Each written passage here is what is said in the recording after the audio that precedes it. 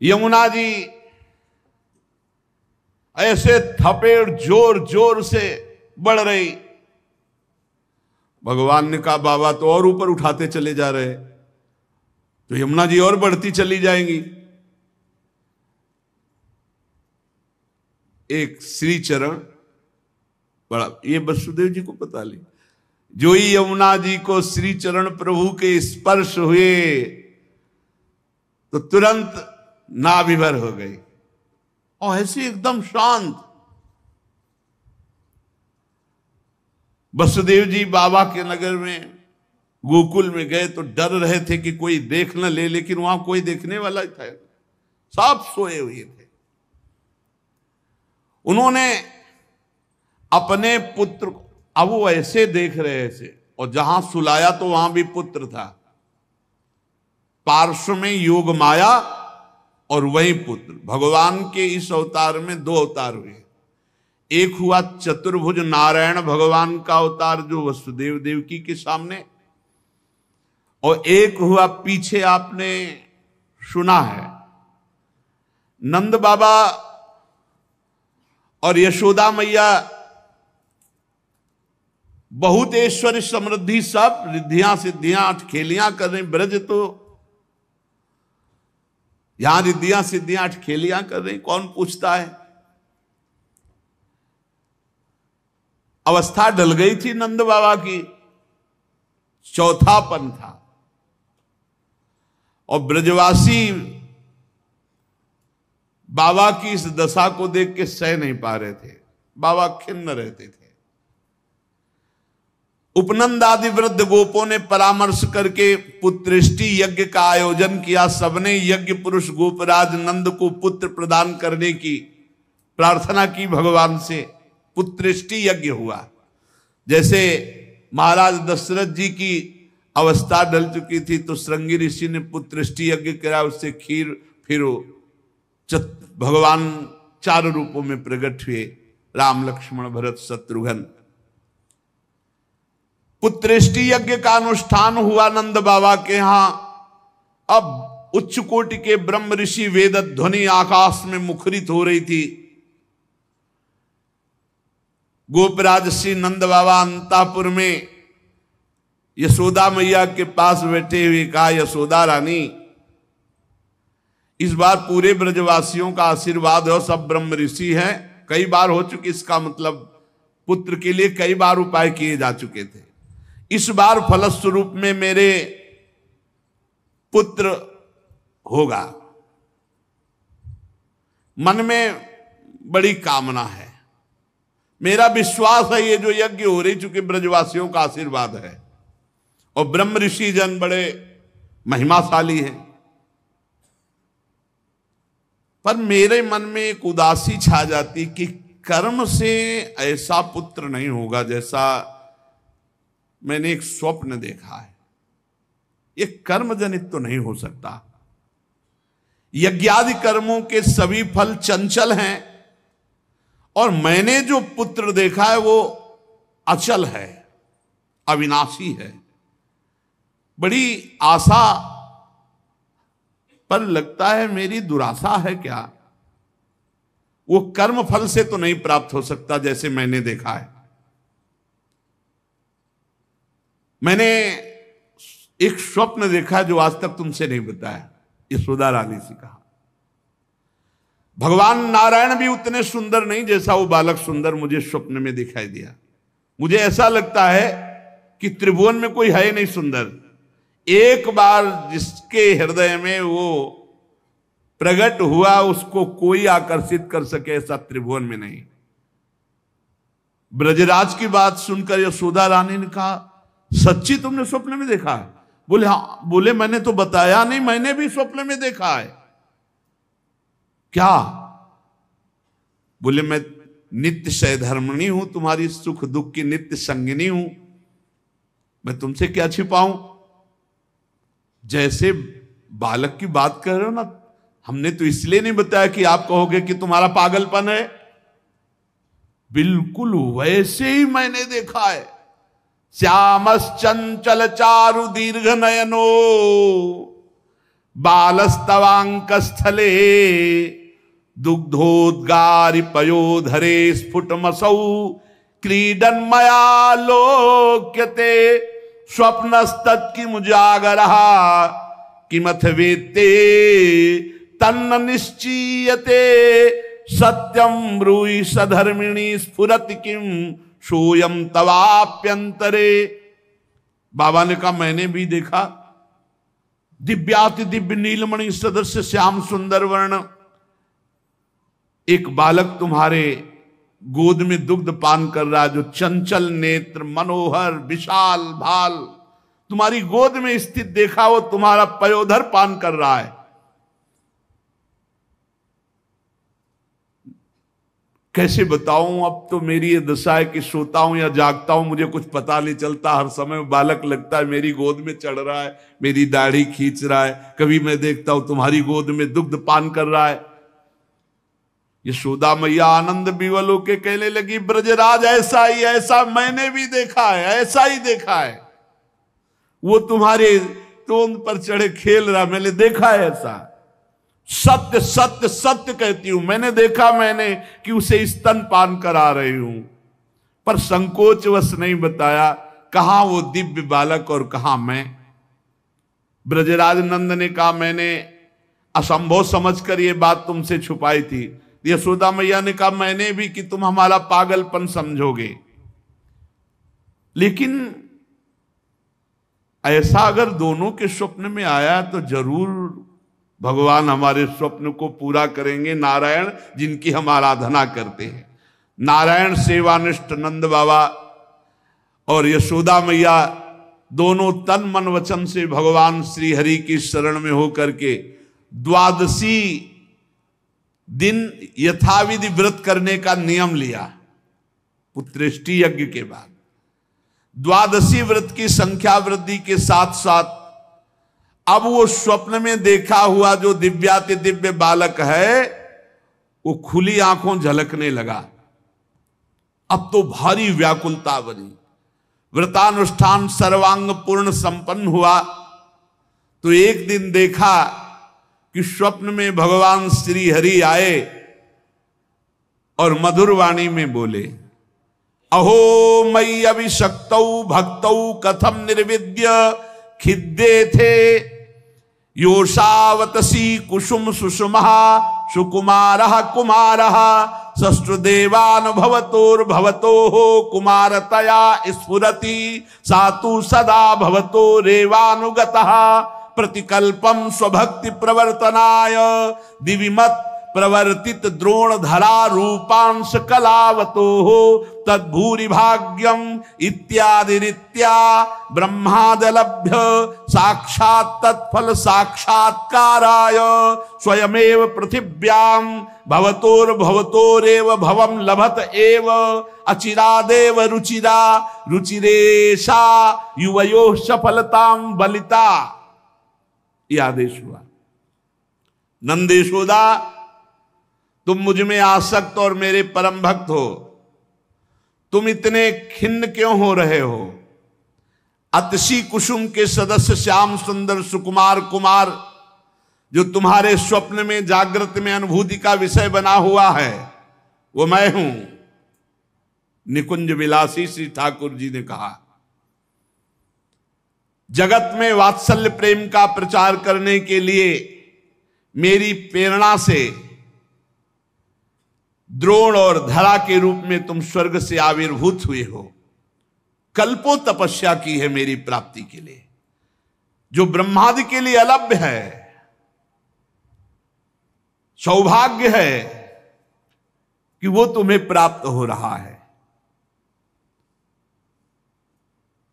उसी फल का आस्वादन करने के लिए अब तुम तैयार हो जाओ, चिंता मत करो। गोपराज मैं प्रकट होने वाला हूं, समझिए। वहां देवकी वसुदेव के यहां चतुर्भुज भगवान नारायण और यहां निकुंज विलासी श्री ठाकुर जी। श्री यशोदा जी बहुत आनंदित रहने लगी। तो एक दिन समस्त ब्रजवासियों ने देखा कि एक अर्धवृद्धा तपस्विनी स्नातक ब्राह्मण बालक को लिए गोपराज नंद की सभा में पधारी। इतनी तपस्विनी तेजस्विनी, सब ब्रजवासी खड़े हो गए और आसन देकर प्रणाम करके पूछा, देवी आप कौन हो? आज तक तो आपको देखा नहीं, आपको देखने पे लगता है साक्षात भगवान की योग माया शक्ति हो। ये बालक कौन है? नारद मुनि जैसा दिखाई देता है। आप परम हम ब्रजवासियों का कल्याण करने के लिए पधारी हो। गोपराज के सभासदों की बात सुनकर तपस्विनी ने मुस्कुराकर कहा, मेरा नाम पौर्णमासी है, मैं महान तपस्विनी और दैवज्ञा हूं, तीनों काल का मुझे ज्ञान है। और ये जो बालक है तुमने कहा नारद जी जैसा, इसका नाम मधुमंगल है। ये बालक स्नातक है, इसका दर्शन करके नारद जी का स्मरण होना उचित ही है। ये संपूर्ण वृत्ति नारद जी वाली ही रखता है। तपस्विनी की बात सुनकर गोपराज सभा के सदस्यों ने हाथ जोड़कर पूछा, देवी हम आपकी सेवा करने योग्य बिल्कुल ही नहीं है, इस पर भी आपने हम लोगों पर महती कृपा की। मेरी कुछ समझ में नहीं आ रहा कि आप यहां क्यों पधारी। तो उन्होंने कहा, तुम लोगों को पता नहीं, एक अनिर्वचनीय महासौभाग्य उपस्थित होने वाला है, इसलिए मैं यहां आई हूं। सबके पूछने पर पौर्णमासी ने बताया, तुम लोगों के प्राणाधिक प्रीतम गोपराज नंद के यहां एक पुत्र होने वाला है जो अखिल जगत को आनंद सिंधु में निमग्न कर देने वाला होगा। पौर्णमासी की बात सुनकर सभी परमानंद में उल्लसित पुलकित गदगद वाणी से कहने लगे, देवी आपके शुभागमन से हमारा ये ब्रज जो है महान तीर्थ हो गया। आपके लिए कृष्णांति के यमुना जी के समीप हम एक पर्णशाला कुटी बना देते हैं। ये बात जब पौर्णमासी जी ने सुना तो उन्होंने कहा, ठीक ठीक, कृष्णांति के अर्थात कृष्ण के समीप, ठीक तुम्हारी बात निकल गई। जो बालक होगा उसका नाम कृष्ण होगा। तस्मिन् जातवदि निर्दानवता पृथिव्याम भविष्यति तदीय गुणे सदानवता सगुणता विद्यादि प्रबंधे तत्संबंधे तो निर्गुणता सकिंचनता विषय संपत्तौ तद भक्तौ तो निष्किंचनता इत्यादिकम विरुद्धाय मानमपि सर्वैरनुरुद्धम करिष्यते। नंद नंदन के रूप में स्वयं प्रभु पधार रहे। पौर्णमासी देवी कालिंदी तट के समीप पर्णशाला में भगवान के दर्शन की अभिलाषा से निवास करने लगी। पौर्णमासी देवी देवर्षि नारद जी की शिष्या और श्री कृष्ण के आगे जो गुरु बनेंगे संदीपनी जी, उनकी माता हैं। ये संदीपनी मुनि की माता हैं ये पौर्णमासी देवी। ये महान शक्तिमती थी और श्री कृष्ण की मधुर लीला को सब प्रकार से जानती थी। भगवान की लीला का आनंद बढ़ाने के लिए मस्खरे मनसुखा के रूप में वो मधुमंगल। तो भगवान का जो ऐश्वर्य में अवतार हुआ वो जेल में, और जो माधुर्य में अवतार हुआ ये नंद बाबा के यहां। तो जो ऐश्वर्य में अवतार वापस गया, तो आप देखिएगा अक्रूर जी के साथ अक्रूर जी ने देखा जल में डुबकी लगाकर शेष सैया पर चतुर्भुज नारायण सेन, और हमारे द्विभुज मुरली मनोहर वृंदावनम परित्यज्य पादमेकम न गच्छति, वो कभी यहां से नहीं गए। जो गए तो देखो यहीं से निकलते ही चतुर्भुज हो गए। मथुरा में चतुर्भुज, द्वारिका में हमारे द्विभुज मुरली मनोहर नंद यशोदा के लाड़िले, वो कभी एक कदम ब्रज से बाहर नहीं गए। तो वहां योग माया के द्वारा नंद बाबा को यह पता ही नहीं चला कि अपने लाला में लाला का समर्पण किया, और पार्श्व में देखा, कन्या उठाया और आ गए। जे ही आए तो जैसे जैसे दरवाजे में प्रवेश करते जाते वैसे वैसे जंजीर ताला सब फिट, और जे ही वहां गए और देवकी जी की गोद में उस कन्या को तेवी हथकड़ी बेड़ी जकड़ गई। योग माया के आते ही दरवाजे बंद, हथकड़ी बेड़ी जकड़ गई और पहरेदार जग गए। और कन्या जोर जोर से रोने लगी। जो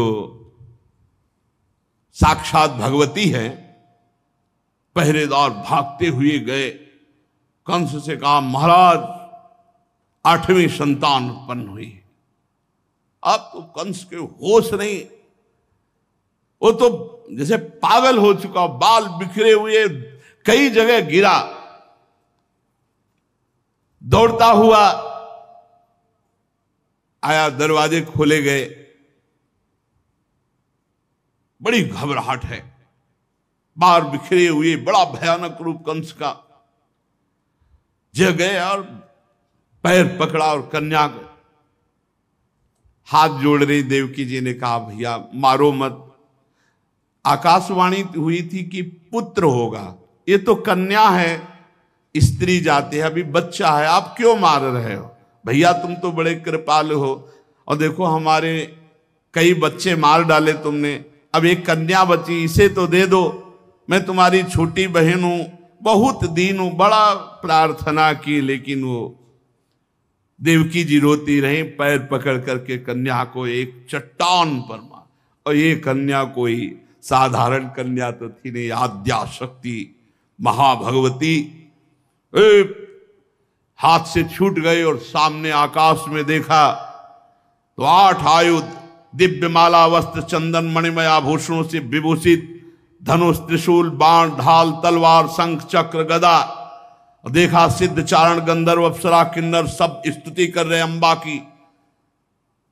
और उस समय देवी ने कहा ए मूर्ख, तेरी सामर्थ्य नहीं कि तू मुझे मार सके, और तू जिसे सोच रहा ना कि मैंने मिटा दिया, अरे तेरे मारने वाला पैदा हो चुका है। निर्दोष की हत्या करने वाले, अब तू बच नहीं सकता, कहीं भी भाग के जा, तेरे मारने वाला पैदा। अब कंस के दिमाग में आया कि संतान तो 8वीं पुत्र होनी थी, वो पैदा हो चुका, ये आकाशवाणी झूठ कैसे बोल सकती? तो पैदा तो देवकी के यहां ही होना चाहिए। बड़ा आश्चर्य हुआ। फिर उसने हाथ जोड़ा देवकी वसुदेव जी की, व्यर्थ में हमने आपको कष्ट दिया आकाशवाणी, आप मुझे क्षमा कीजिए बहनोई जी और बहन जी। और वो उन्होंने कहा कुछ नहीं, वसुदेव जी से कहा कि ये विधाता भी झूठ बोलता है, आकाशवाणी हुई थी कि 8वां पुत्र होगा, पुत्री कैसे हो गई? मैं बड़ा पापी हूं, मैंने आप दोनों महात्माओं को बड़ा कष्ट दिया। पर वसुदेव जी आपको दुखी नहीं होना चाहिए। जो लोग तत्व को जानते हैं, आत्मा को जानते हैं, वो शरीर के नाश पर दुखी। देखो इनको भी ज्ञान है यार, बड़ा विचित्र है। पर उपदेश कुशल बहु तेरे, राक्षस स्वभाव वालों को भी ज्ञान, ये भी उपदेश दे रहे। वसुदेव जी ये शरीर को जो आत्मा मान बैठते हैं, इसी उल्टी बुद्धि के कारण ये एक दूसरे से बैर और राग द्वेष कर लेते हैं, जन्म मृत्यु को प्राप्त होते हैं। यद्यपि मैंने तुम्हारे पुत्रों को मारा, फिर भी ज्ञान के द्वारा देखो कौन किसको मारता है। बड़ा सुंदर ज्ञान दे रहे। अभी बताएंगे ठाकुर जी आके तुम्हें कौन किसको मारता है लौट के। ये जो अपने स्वरूप को भूले हुए हैं लोग, इसीलिए मैं मरने वाला हूं, मैं मारता हूं, ऐसा मैं दुख भोग रहा हूं, ये मेरे को दुख देने वाले घोर अज्ञान की बात। कोई किसी को मारता नहीं, कोई किसी को दुख नहीं, जीव अविनाशी है, शरीराभिमान के कारण ऐसा। फिर भी मैं क्षमा चाहता हूं आपसे। वसुदेव जी के चरण प्रकार देवकी जी ने कहा भैया भैया बस पैर छूने की जरूरत नहीं है, आप खुशी रहो। यह आपने बताया नहीं कि अज्ञान के कारण ही, शरीराभिमान के कारण ऐसा होता है, अपने और पराये का भेद। बस बस आपका इसमें कोई दोष नहीं है। जब वसुदेव और देवकी जी ने इस प्रकार, तो कंस वहां से अनुमति लेके चला गया और बुलाया पूरे परिकर को और कहा योग माया ने जो कहा है वो झूठा नहीं हो सकता। 8वीं संतान पैदा हो चुकी है मारने वाली, तो ये लड़की नहीं हो सकती, ये पुत्री नहीं हो सकती, कुछ है, प्लानिंग करो। वो कह रहे पैदा हो चुका तो ब्रजय में होगा। कंस के मंत्री जितने थे वो कंस से भी ज्यादा बुरे स्वभाव वाले थे। उन्होंने कहा महाराज आज्ञा करो, ब्रज 84 कोस में आज से लेकर 10 दिन तक जितने भी बालक हुए सब मार डालेंगे हम लोग। बड़ा प्रसन्न हुआ इसका प्लान कि सबका नाश, और भगवान पहुंच चुके हैं यहां से ऐश्वर्य स्वरूप, और यहां से ब्रज के लाडिले ठाकुर कभी बाहर नहीं गए, पक्का मानना। कभी ये जितने संत जन ऐसे थोड़ी जी रहे हैं, पूरी भावना में नहीं जी रहे भाई। छिन छिन बिहरत संग, छिन छिन निरखत प्रेम भरी, छिन जस कहा तभंग। अब जब मैया के नेत्र खुलेंगे, लाला को देखेंगे तो उत्सव मनाएंगे। वो कल अपने लोग फिर उत्सव मनाएंगे। श्री राधा वल्लभ लाल।